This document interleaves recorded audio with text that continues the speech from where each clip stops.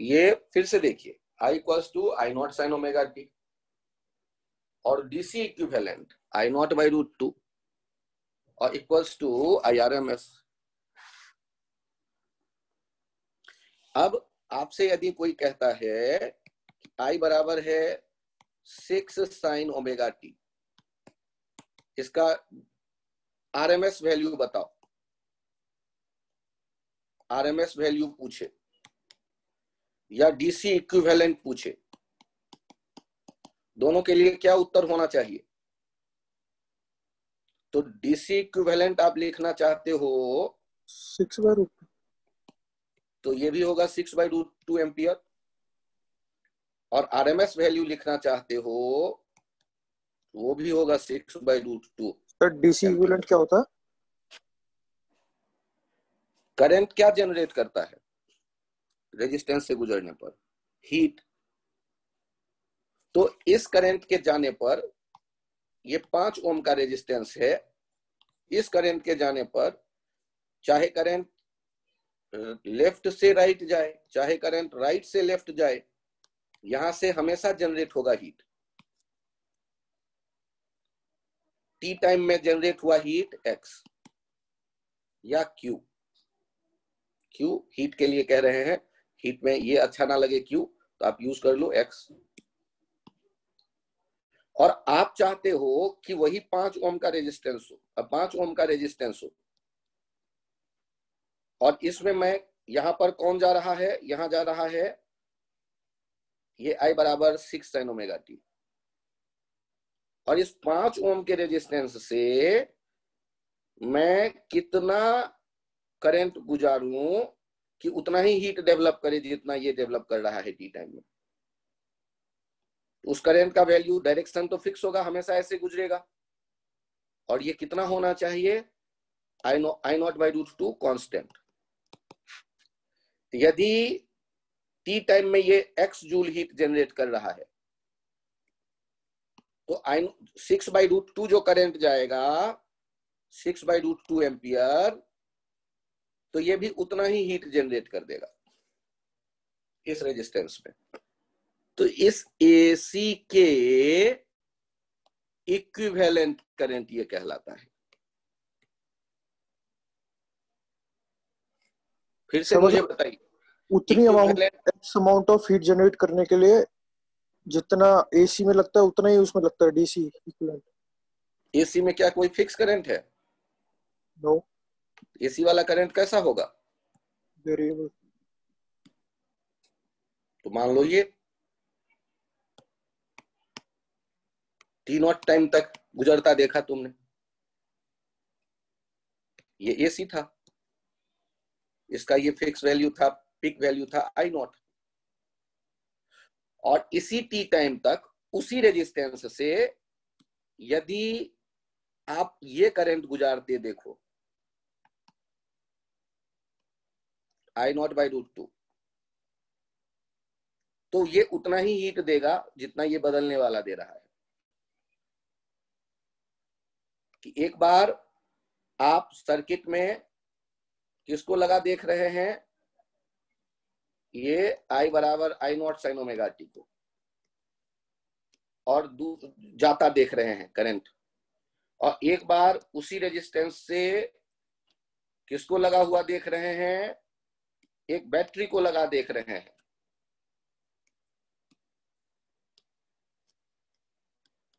और वो कितना भेज रहा है? आई naught by root 2।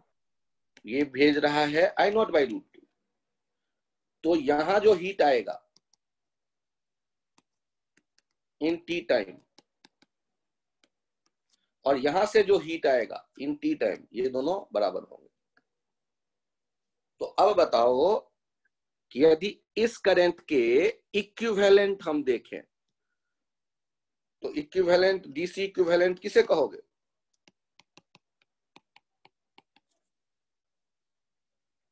I equals to I naught sine omega T, तो एक बदलने वाला करंट है, इसका इक्विवेलेंट डीसी में कौन सा वैल्यू होगा? RMS, I naught by root. यदि I naught by root 2 constant current गुजरे किसी रेजिस्टेंस से, तो वो उतना ही हीट जनरेट करेगा टी नॉट टाइम में जितना I naught sine omega T naught time में जनरेट करता उस रेजिस्टेंस से गुजरने पर।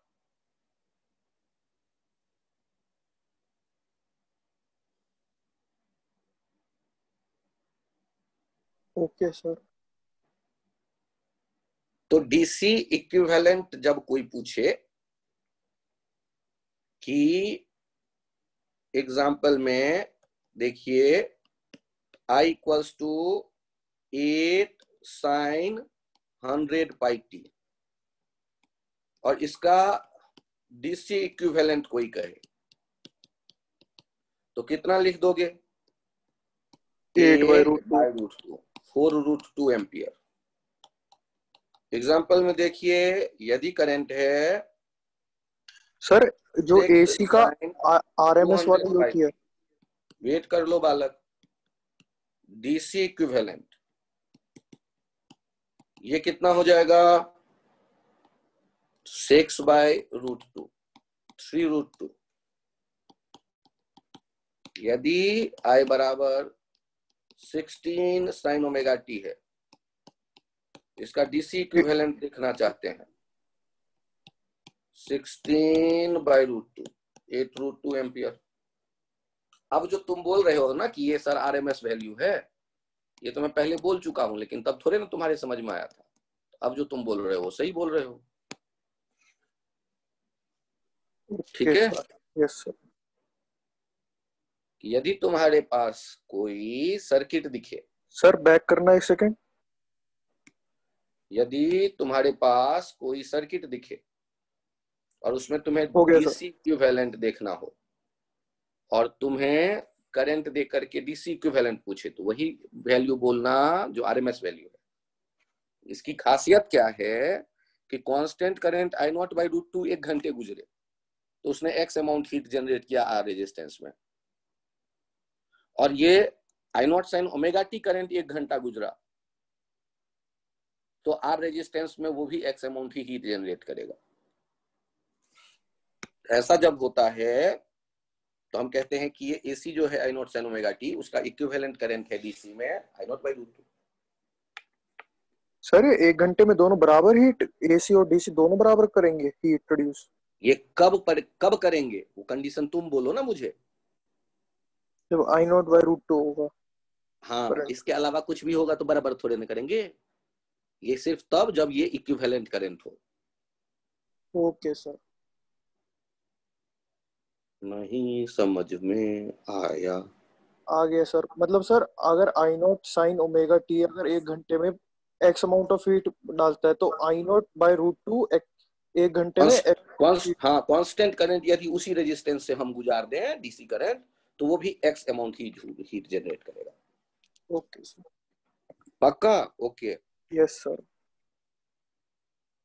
तो क्वेश्चन पूछा गया I बराबर है 10 साइन ओमेगा टी, इसका आरएमएस वैल्यू कितना होगा? 5√2। और इसका डीसी इक्विवेलेंट कितना होगा? 5√2। बस तो ये ध्यान रखो, ये दोनों एक ही जैसा टर्म है।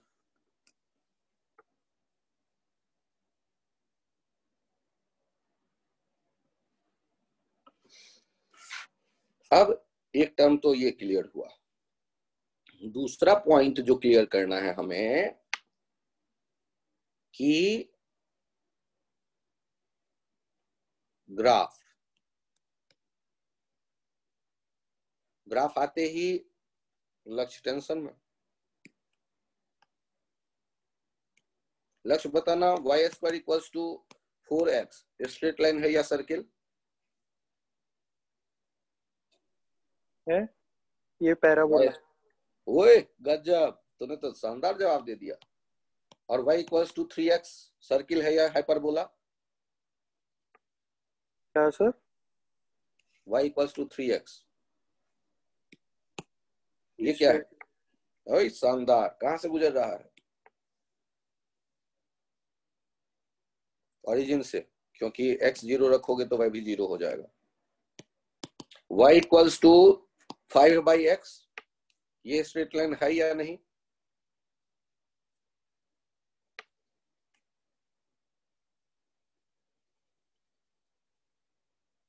अच्छा, ऐसा एक्स बढ़ाते जाएंगे तो वाई क्या होता जाएगा? कम। तो ये रिलेशन कुछ ऐसा बनता है, बहुत इंपॉर्टेंट कर्व है, ध्यान रखना। एक्स वाई कांस्टेंट यदि कभी आए, इंपॉर्टेंट कर्व, इंपॉर्टेंट कर्व, तो इसका चित्र से जान पहचान कर लो।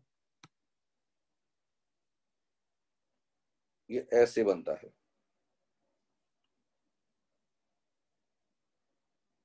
देखो ये y क्या हो रहा है, x के बढ़ने के साथ साथ y घटता जा रहा है। फील करो। Yes sir sir. मेरी फील नहीं आई। देखो ना, x बढ़ाते जाओ। आई बात समझ में या नहीं? आ गई सर। तो जब तुम्हारे सामने में XL आएगा, ओमेगा L, इंडक्टर L में जो रेजिस्टेंस होता है V equals to V naught sine omega t, इसको रेजिस्टेंस नहीं कह करके क्या कहते हैं? Inductive reactance. तो ओमेगा यदि हम ज्यादा लेंगे, तो ओमेगा यदि हम बढ़ाते जाएं तो XL भी क्या होगा? बढ़ जाएगा। बढ़ता जाएगा। XL को मैं y एक्सिस पे रखने वाला हूं और ओमेगा को मैं x एक्सिस पे रखने वाला हूं, और L तो कांस्टेंट है। तो ये कैसा एक ग्राफ बनने वाला है?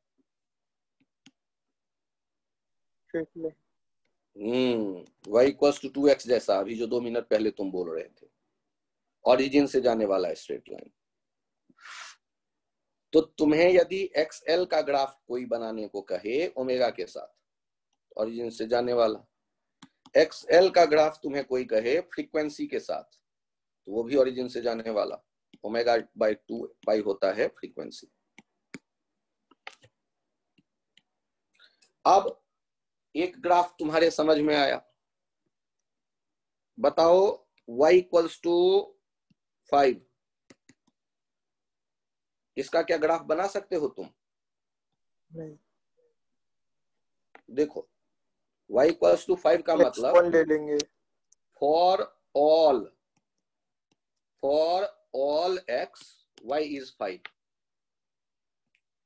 तो ये x1 के लिए भी y का वैल्यू 5, x2 के लिए भी y का वैल्यू 5, x3 के लिए भी y का वैल्यू 5, 4 के लिए भी 5, 5 के लिए भी 5, 6 के लिए भी 6।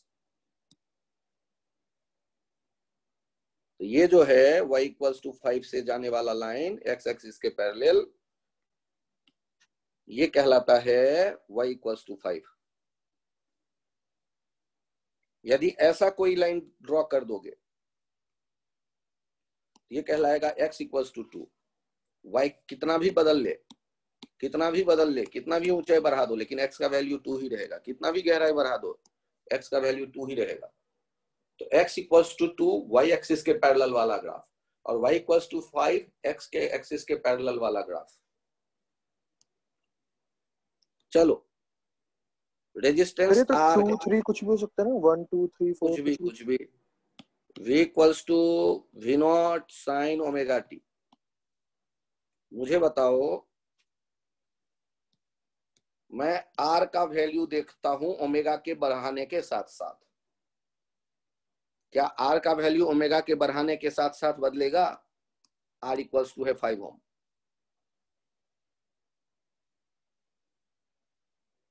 क्या R का वैल्यू ओमेगा बदलने पर बदलेगा या फिक्स होगा? फिक्स। तो R का वैल्यू 1 ओम, 2 ओम, 3 ओम, 4 ओम, 5 ओम। यहां ऐसे लाइन खींच दो, ये क्या कहलाने लगेगा? ये कहलाने लगेगा R इक्वल्स टू 5। ओमेगा चाहे कितना भी बदल ले, R कभी नहीं बदलता। वो तो उस पर डिपेंड ही नहीं करता ना। हाँ, तो इसका मतलब ये क्या हो गया कि R का ग्राफ बन गया। और एक्स सी बराबर क्या फॉर्मूला रखता है? मारा है कोई? 1/xc। वही बालक 1/ओमेगा c। ओ सॉरी सर, गलती से बोल दिया। हाँ कोई नहीं, इतना भी याद है तो मुझे अच्छा लगा सुन के, sin ओमेगा t। अब मुझे बताओ यहाँ क्या दिख रहा है, xc और ओमेगा 1/c। ये तुम y एक्सिस पे रखोगे, ये तुम x एक्सिस पे रखोगे, और आगे वाला डाटा कांस्टेंट दिख रहा है। मैंने तुम्हें क्या कहा कि important graph, important relation called rectangular hyperbola. तुम तो हाइपरबोला कभी देखे हो मैथ्स में? Yes sir. ऐसा बनता था हाइपरबोला, दो यस सर। पैराबोला एक दूसरे के तरफ पीट करके खड़े थे, मुंह बाएं थे अपोजिट डायरेक्शन में, ये था हाइपरबोला। याद आया? Yes sir. तो उसी का जुड़वा भाई है ये y x बढ़ाते जाओ y कम होता जाएगा, x बढ़ाते जाओ y कम होता जाएगा। तो दो मुंह बाएं ऐसे खड़े हैं इसमें, एक पॉजिटिव साइड में फर्स्ट क्वाड्रेंट में, एक थर्ड क्वाड्रेंट में। लेकिन चूंकि एक्स-सी या ओमेगा कभी निगेटिव नहीं होता, तो जब तुम ग्राफ बनाओगे एक्स-सी और ओमेगा का, तो तुम इधर वाला नहीं लोगे, केवल ये वाला लोगे जिसमें सारे पॉजिटिव वैल्यू हो। याद करो, एक हुआ करता था, कहीं देखा होगा, PV equals to NRT, gas equation, ideal gas equation. Sir 11th के टॉपिक की चर्चा मत किया करो, इसमें पी था प्रेशर, V था वॉल्यूम और T था टेम्परेचर। यदि टेम्परेचर कांस्टेंट हो, N और R तो यूनिवर्सल गैस कांस्टेंट है, N गैस, डब्बे में जितने मोल हैं गैस के वो बंद हैं, कहीं भाग नहीं सकते, तो N भी कांस्टेंट है, ये भी कांस्टेंट है, तो NRT तीनों कांस्टेंट हो जाएगा। इसका मतलब P भी कांस्टेंट हो जाएगा। Rectangular hyperbola. तो तुरंत दिमाग में आ जाएगा कि यदि मैं पीवी का ग्राफ बनाऊंगा और जिस प्रोसेस में टेम्परेचर कांस्टेंट होता है उसका नाम होता है आइसोथर्मल प्रोसेस।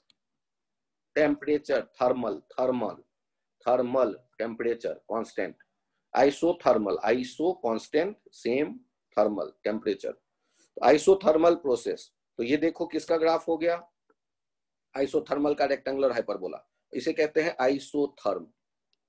इस ग्राफ को कहते हैं, कर्व को कहते हैं आइसोथर्म, थर्मोडायनामिक्स में आइसोथर्मल प्रोसेस। यदि तुम्हारे सामने में कहा जाए कि P कांस्टेंट, ध्यान से देखना, ध्यान से देखो, P कांस्टेंट, और तब कहे कोई ड्रॉ VT ग्राफ, तो P कांस्टेंट है, N कांस्टेंट है, R कांस्टेंट है, तो ये किसका किसका रिलेशन दिख रहा है, V और T का। P भी तो कांस्टेंट, हाँ ठीक है। क्वेश्चन में कहा गया है P कांस्टेंट, N है नंबर ऑफ मोल, तो डब्बे में जो गैस है वो भगाओगे थोड़े ना थर्मोडायनामिक्स में, तो रखे रहोगे ना। तुम तो क्या कर रहे हो, प्रेशर कांस्टेंट है, यूनिवर्सल गैस कांस्टेंट कांस्टेंट है, नॉर्मल कांस्टेंट है, नंबर ऑफ मोल कांस्टेंट है, तो V और T का जो आपस का रिलेशन है वो कैसा दिख रहा है, हाइपरबोला या स्ट्रेट लाइन? Straight line. तो ओरिजिन से जाने वाला स्ट्रेट लाइन बन जाएगा आइसोथर्मल प्रोसेस।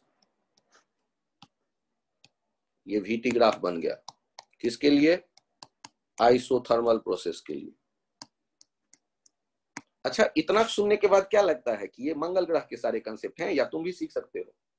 सीख सकते। हाँ बस, तो घबराना नहीं है। इस चित्र को देखो, एसी में वापस आके, X और R, ये ग्राफ किसके लिए, R के लिए, ये ग्राफ किसके लिए, XC के लिए, और ये ग्राफ किसके लिए, XL के लिए।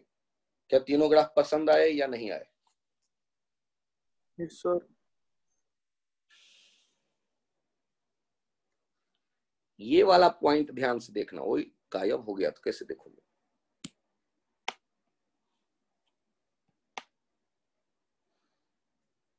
ये वाला पॉइंट ध्यान से देखो। यहां जो ओमेगा नॉट है वहां क्या खासियत दिख रहा है?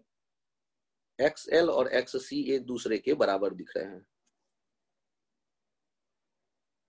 अरे दिख रहे हैं कि नहीं दिख रहे हैं? Yes sir. सोच लो। Yes sir. तो XL कितना लिखते? Omega naught L। और XC कितना लिखते? 1/ओमेगा naught C। Omega naught square हो गया 1/LC और ओमेगा नॉट हो गया 1/√LC। और इसे कहते हैं, एक खास नाम दिया गया है, 2 मिनट बाद देखते हैं। ये किसके लिए तुम एनालाइज कर रहे हो? तो जिसमें इंडक्टर भी मौजूद है, कैपेसिटर भी मौजूद है और रेजिस्टेंस भी मौजूद है। LCR सीरीज सर्किट के लिए एनालिसिस कर रहे हो। V = V0 sin omega t और तुम जानते हो I बराबर लिखते हैं I0 sin ओमेगा t +5। जहां I0 होता है V0/Z और Z कितना हो जाता है? √XL - XC का square plus omega plus R²। ये तो सुना सुना सा लग रहा होगा। अरे जानते हो, याद आया या नहीं? सर। यस सर में दम नहीं दिख रहा है बालक। Yes sir. अब मुझे बताओ, इसमें ओमेगा इज वेरिएबल यदि मैं कहता हूं तो Z के मिनिमम वैल्यू कितना होगा?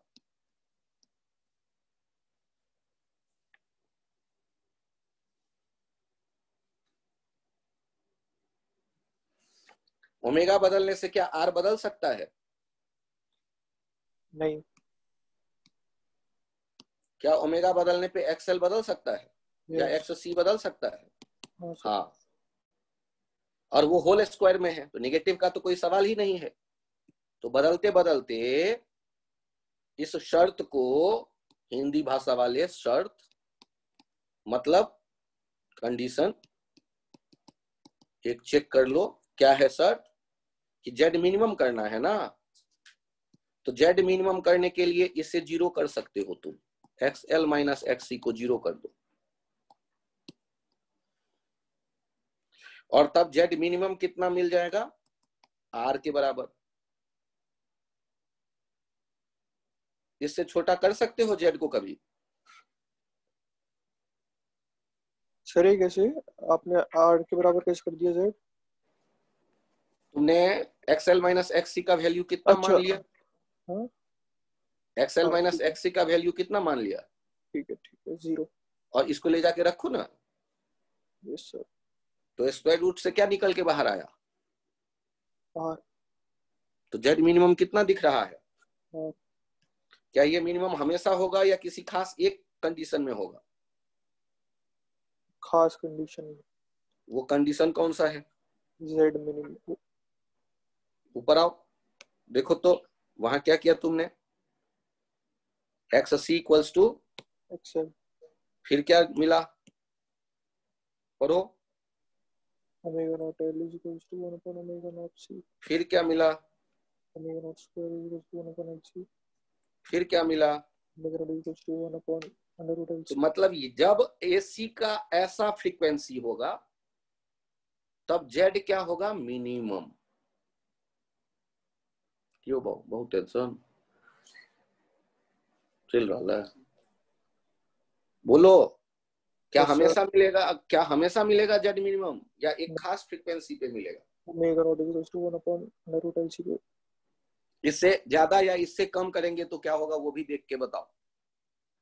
चित्र में देखो, इससे मैं ज्यादा करता हूं ओमेगा नॉट को तो ओमेगा नॉट को ज्यादा करूंगा तो जेड मिनिमम क्या रह पाएगा, आर, या हट जाएगा, जेड बदल जाएगा। ध्यान से सुनो, ओमेगा नॉट के बदले तुमने 2 ओमेगा नॉट चुन लिया, तो 2 ओमेगा नॉट पे क्या एक्सएल और एक्ससी बराबर है? No sir. कौन डोमिनेट कर रहा है? एक्सएल। तो एक्सएल माइनस एक्ससी तो अब 0 नहीं होगा। तो जेड का वैल्यू अब मिनिमम नहीं रह जाएगा, जेड का वैल्यू अब अलग हो जाएगा, बढ़ जाएगा। और जैसे जैसे तुम दूर हटोगे ओमेगा नॉट से, जेड का वैल्यू बढ़ता जाएगा। सर आपको कैसे पता जेड का वैल्यू बढ़ता जाएगा?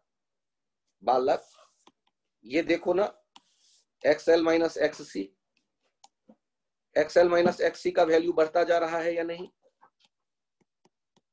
यहां से यहां तक होगा ना डिफरेंस। अरे यही डिफरेंस तो देखोगे ना, एक्सएल माइनस एक्ससी। कंफ्यूज हो गए थोड़ा? Yes sir. कोई नहीं, कोई नहीं। पहले मुझे ये बताओ, एक्सएल और एक्ससी क्या बहुत जगह बराबर है या केवल एक जगह बराबर है? एक जगह। तो उससे आगे बढ़ेंगे तो क्या होगा, वो अकल लगा के तुम सोचो, मैं नहीं बता रहा, तुम बोलो। या क्या तो जेड उतना ही रहेगा मिनिमम या बदलेगा? बदलेगा। तो जेड बढ़ेगा। बदलेगा तो बढ़ेगा कि घटेगा? बढ़ेगा। तो करंट बढ़ेगा कि घटेगा? बढ़े घटेगा। इसे देखो, काले कलर में घेर दिया। हाँ सर, घटेगा। और यदि मैं लेफ्ट आऊं ओमेगा नॉट से, तब क्या होगा? तब भी जेड बढ़ेगा या घटेगा? बढ़ेगा। तब भी करंट बढ़ेगा या घटेगा? बढ़ेगा। बालक जेड बढ़ गया, काले वाले डब्बे में जाओ, जेड हाँ। बढ़ गया तो आई नॉट क्या होगा? अच्छा अच्छा, वो अच्छा अच्छा क्या, घटेगा। तो गड़बड़ कर देते हो, फिर कहते हो अच्छा अच्छा। समझ में सही में आया या नहीं? आ गया सर। फिर से सर देखो, पिछले वाले पेज पे आना, पिछले वाले पेज पे। वेट कर लो, वेट कर लो, मैं अच्छा पिछले वाले पे पहले चलो। ये देखो, हाँ सर, हो गया। सर ये ये आगे पीछे हम जा रहे हैं तो जेड की वैल्यू इसमें बढ़ रही है ना, क्योंकि डिस्टेंस बढ़ रहा है तो कट के ज्यादा आएगा। हाँ हाँ हाँ, यहाँ चेक करो, X L X C R वाला ये फिर से एलसीआर सर्किट था ना, वही है। और तुमने इसके लिए कौन सा ग्राफ बनाया? ओमेगा और आई का ग्राफ बनाया। तो आई का जो वैल्यू दिख रहा था, ये ऐसा कुछ दिखेगा, आई नॉट वाला। ऐसा क्यों दिखेगा कि मैक्सिमम होता है करंट एक खास ओमेगा पे, जब एक्स एल एक्स सी के बराबर होता है और जेड मिनिमम हो जाता है आर के बराबर। Circuit becomes pure resistive in this case। Omega naught क्या था वो भी मैं लिख देता हूं, 1/√LC। अब मुझे बताओ सर, ये चित्र में ये भोला बाबा क्यों बना दिया आपने? अरे सोच के तो देखो, राइट साइड गए तब भी जेड बढ़ा तो करंट कम होगा, और ओमेगा नॉट से लेफ्ट साइड आए तो भी वोल्टेज बढ़ेगा, रेजिस्टेंस बढ़ेगा, इंपीडेंस बढ़ेगा और करंट कम होगा। यस अरे सर। आई नॉट था ना यार, वी नॉट बाई जेड, और जेड क्या लिखते थे, √XL माइनस XC का स्क्वायर प्लस R स्क्वायर। याद आया या नहीं याद आया? Yes sir. तो ये जो इवेंट होता है, event event at omega naught, I not will be maximum, is called resonance। and omega naught 1 by under root LC is called angular frequency of the resonance. Frequency of LCR resonance circuit, series resonance circuit.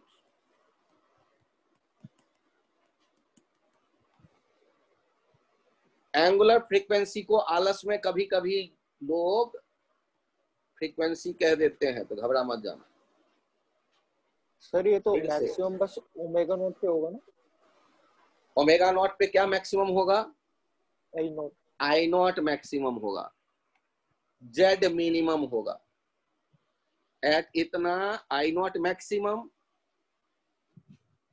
उसी के नीचे मैं ये भी लिख दे रहा हूं Z minimum. याद करो, और जेड मिनिमम कितना वो भी मेंशन कर ले सकते हो, equal to R. Equals to R. Circuit becomes pure resistive। इस समय जो आई नॉट का वैल्यू लिखेंगे V naught by Z minimum या वी नॉट बाई आर सीधे सीधे लिखेंगे, और इस सर्किट में cos फाई क्या हो जाएगा? cos 0 हो जाने के कारण 1, कारण ये प्योर रेजिस्टिव सर्किट जैसा व्यवहार करेगा, क्योंकि एक्सएल एक्सी बराबर होता है ओमेगा नॉट वाली सिचुएशन में।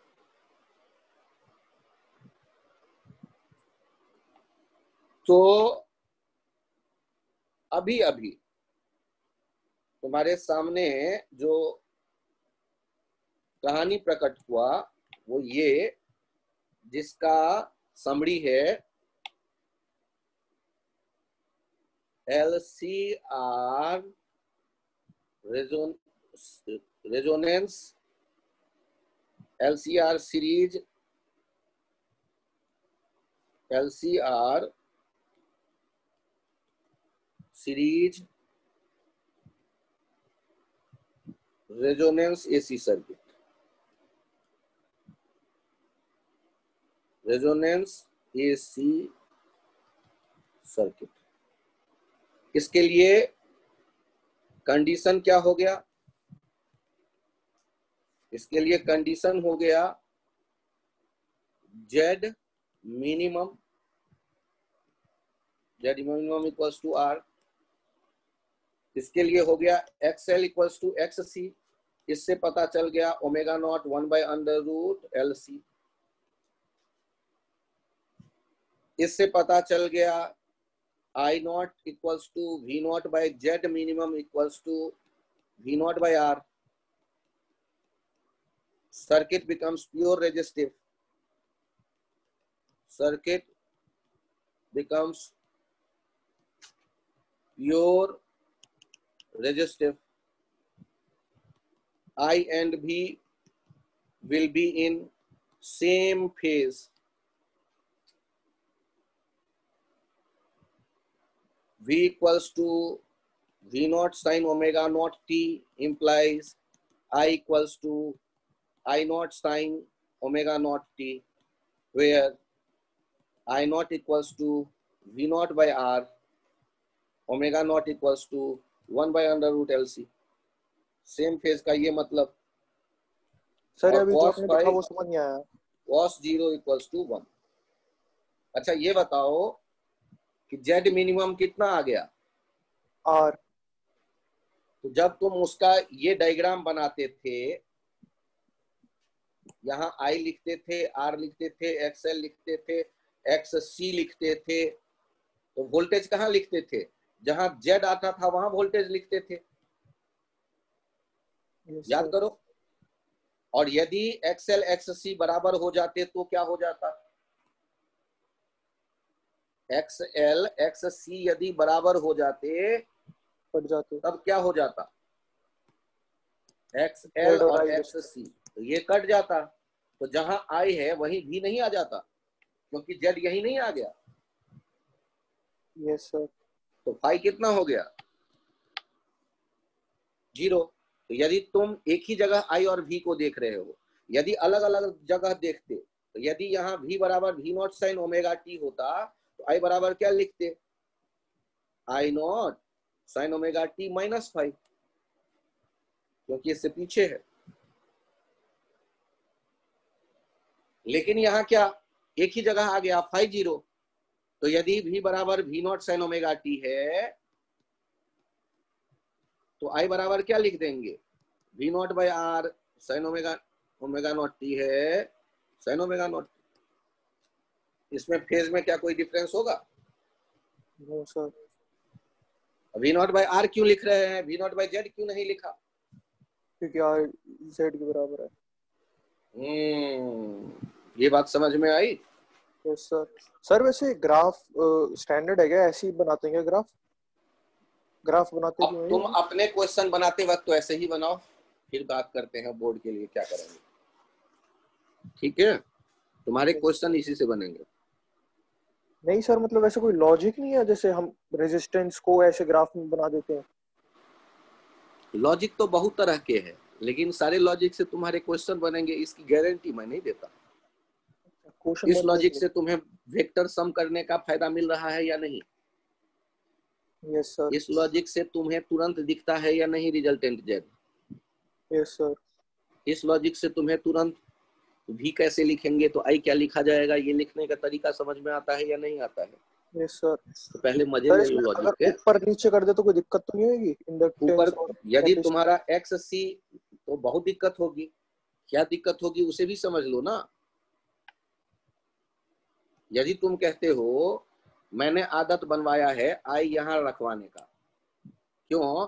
क्योंकि आई कैप पढ़ते थे एक्स एक्सिस का डायरेक्शन होता था, हमारी आदत है आई यहाँ देखने का, तो मैंने क्या कहा कि यहीं आई रखा करो, और इधर मैंने ये एल दिया और इधर मैंने ये सी दिया, तो आई और वीसी में कितने डिग्री का फेज डिफरेंस होता है? 90 का। और पीछे कौन होता है? कैपेसिटर वाला जो भी होता है वो सर्किट वाले आई से 90 डिग्री पीछे होता है, पीछे। और इंडक्टर वाला जो होगा वी एल वो करंट से 90 डिग्री आगे होता है। ये आगे पीछे गड़बड़ नहीं हो जाएगा यदि तुम नीचे कर दोगे तो वी एल को। Yes sir. तो इसलिए अपनी अकल पे जोर ज्यादा मत दो, तुम्हें कहा गया है कि ये फॉलो करना है क्योंकि सर ने कहा है तो फॉलो करो, नहीं तो दूसरा रास्ता तो है ही, डिफरेंशियल इक्वेशन बीटेक का उठा के पढ़ लो, उसके बाद हर एक क्वेश्चन को 3-3 घंटे में बना, उतने में पेपर निपट लेगा।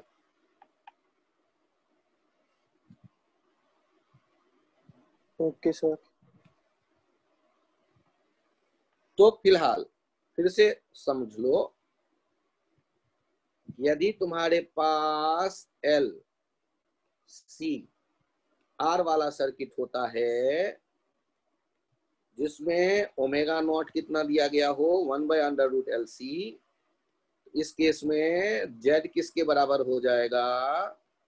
5 हो जाएगा 0, क्योंकि प्योर रेजिस्टिव सर्किट हो गया,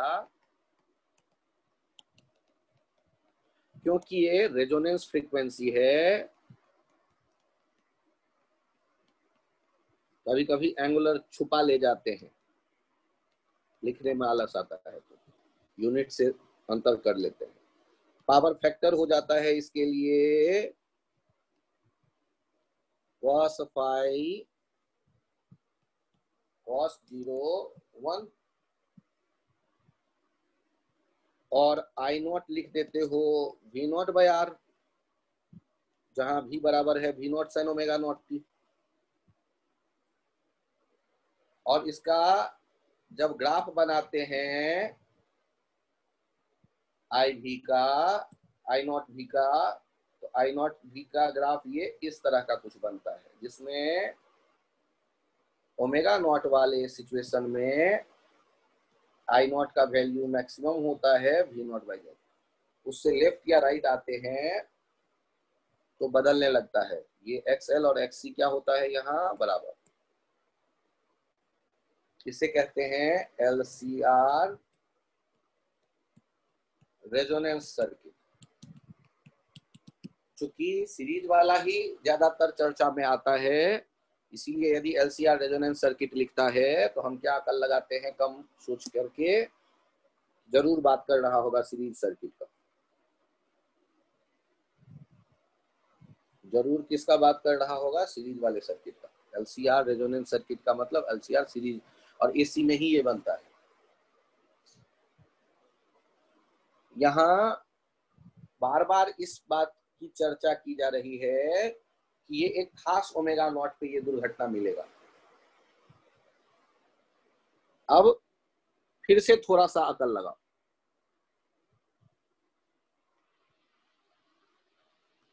एट ओमेगा नॉट XL और XC क्या दिख रहे थे, अलग या बराबर? बराबर। और XL का फॉर्मूला क्या था, ओमेगा नॉट L, और XC का फॉर्मूला क्या था, 1 by omega C। Omega naught हटाते हैं अभी। अब मुझे बताओ, यदि omega is greater than omega naught, if then omega यदि बड़ा करते हैं ओमेगा नॉट से, इसका मतलब कौन बड़ा हो जाएगा, XL या XC? XL बड़ा होगा और XC कम। Then XL is greater than XC। इसका मतलब ये हो गया कि डोमिनेट कौन करने लगेगा, sir the circuit becomes inductive in nature, inductive in nature, hence voltage will ahead with respect to current। क्योंकि जो तुम ग्राफ बनाओगे ना, ये वाला ग्राफ जो सीखा है अभी, देखा है, उसमें डोमिनेट कौन कर गया, XL। तो XL डोमिनेट कर गया तो V कहाँ आ जाएगा, Z वाली जगह पे यहाँ।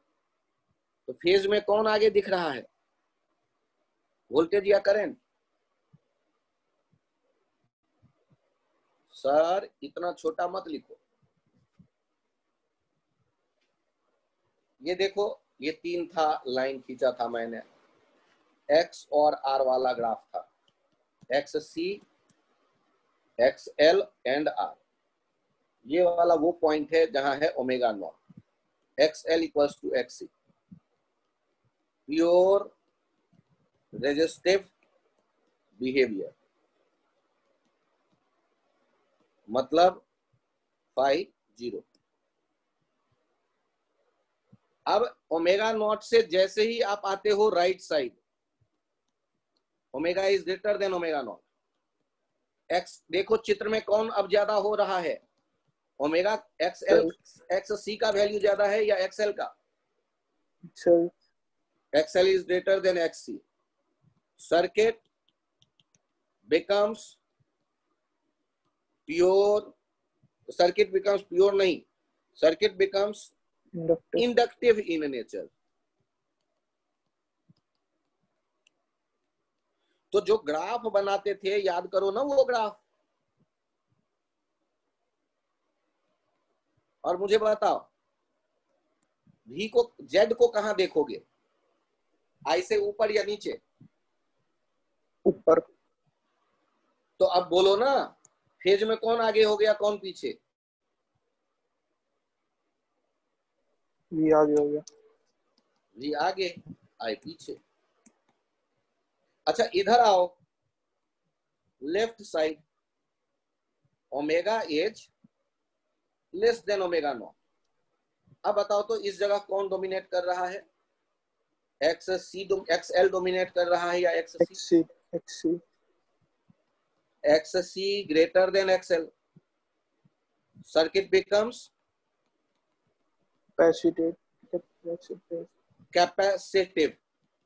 Capacitive in nature. अब इस समय ग्राफ बनाओ एक। सर वैसे फेज का क्या है, ये फेज आगे या पीछे?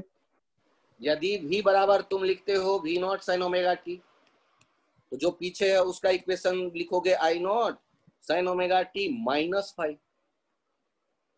अच्छा, दूसरे रिस्पेक्ट में ऐसे आएंगे कर देना। तो निगेटिव 5, ऐसे जाओगे तो पॉजिटिव 5। यदि ओके तुम सर। लिख देते आई बराबर आई नॉट साइन ओमेगा टी मानते, तो v बराबर क्या लिखना पड़ता, v naught sine omega T plus 5। +5। तो हम दोनों ही तरह से क्या देख रहे हैं कि v को आगे रहना है और i को पीछे। यदि i से शुरू किया आई नॉट साइन ओमेगा टी, तो v आगे करोगे ओमेगा टी प्लस 5। यदि v से शुरू करेंगे v naught sine omega T, तो i को पीछे करेंगे omega T minus 5। Okay sir. Capacitive वाले में चेक करो और मुझे बताओ अब कहाँ रहेगा z। नीचे आई के i के नीचे। नीचे यहाँ आ जाएगा। तो अब कौन पीछे हो गया कौन आगे, v पीछे हो गया और आगे आ गया i।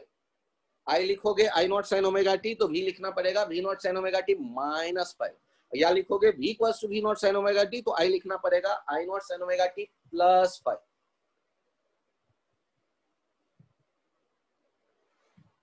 अरे ट्रिग्नोमेट्री में तुम पढ़ते हो कि ऐसे इधर जाते हो तो प्लस थीटा होता है, प्लस 5 होता है, और ऐसे घूमते हो तो माइनस 5 होता है। नहीं पढ़ा है? एंटी क्लॉकवाइज एंगल मेजर करते हैं तो प्लस, और क्लॉकवाइज मेजर करते हैं तो माइनस। याद करो। हाँ सर। वही आइडिया मैं यूज कर रहा हूं, और कौन सा बड़ा 30 मार्क वाला आइडिया है, सीधा सा तो आइडिया है। ये तुम्हें पहले दिख जाना चाहिए v किधर, z कहां जाएगा, v कहां जाएगा।